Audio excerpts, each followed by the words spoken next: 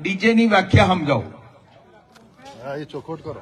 DJ એટલા માટે ત્યાં સ્વતંત્ર બંધ કર્યું છે. ડીજે નો વિવાદ સમગ્ર ગુજરાતમાં ચાલ્યો, ટીવી મીડિયામાં ચાલ્યો, ખૂબ વધારે પડતું ચાલ્યું. એમાં અમારું બળદેવજીભાઈ, જ્ઞાનીબેન, અમે જયારે અમારા ઘેર કે બીજે ત્રીજે જયારે મળ્યા, કેશાજીભાઈ, સમગ્ર ટીમ જયારે મળી ત્યારે એક સર્વેમાં એવું આવ્યું હતું,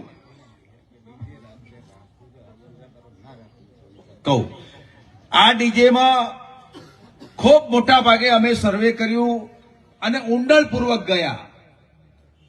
એમાંથી એક તારણ નીકળ્યું કે રાતે તમે 2 વાગ્યા સુધી ડીજે વગાડો છો. આ વાત બરાબર ને?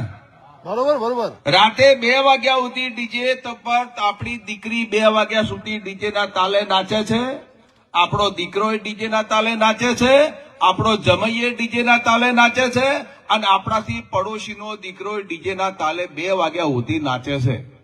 આ વાત બરાબર? બરોબર બરોબર. એમાં ઘટના એવી ઘટે છે કે રાતે કોઈક દારૂડિયો દારૂ પી, કોઈ દીકરીનો જમઈ દારૂ પી, કે બીજો ત્રીજો કોઈક દારૂ પીને બહાર પડે, ની દીકરી નાચતી હોય, રાતે 1:30 વાગે એની ઓખ મળે, 4 દાડા ચેડ કોકની અંદર ભાગી જાય. બરોબર છે. આ અમારું સર્વે છે સાહેબ. આ જ્ઞાનીબેન, બળદેવજી, ભરતજી, અમે બધા જયારે સર્વે કર્યા અને ખૂબ ઊંડાણપૂર્વક ચર્ચા વિચારણા કરીને આ ઠાકોરમાં ડીજેનો મુદ્દો અમે લાયા છે. અને દીકરીને નાહી જાય તો બરાબર, એને ભેગું થાય, ચલો.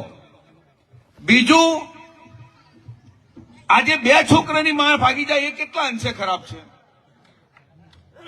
અને ક્યારે ભાગે છે કે આમાં મેં શરૂઆતમાં મારા ભાષણમાં કીધું કે તમે જે 35 નંબરનો જે મુદ્દો લાયા છો દારૂ બાબતનો, જો આટલું પડી જાય તો 18 પ્રકારનું બંધારણ પાકું.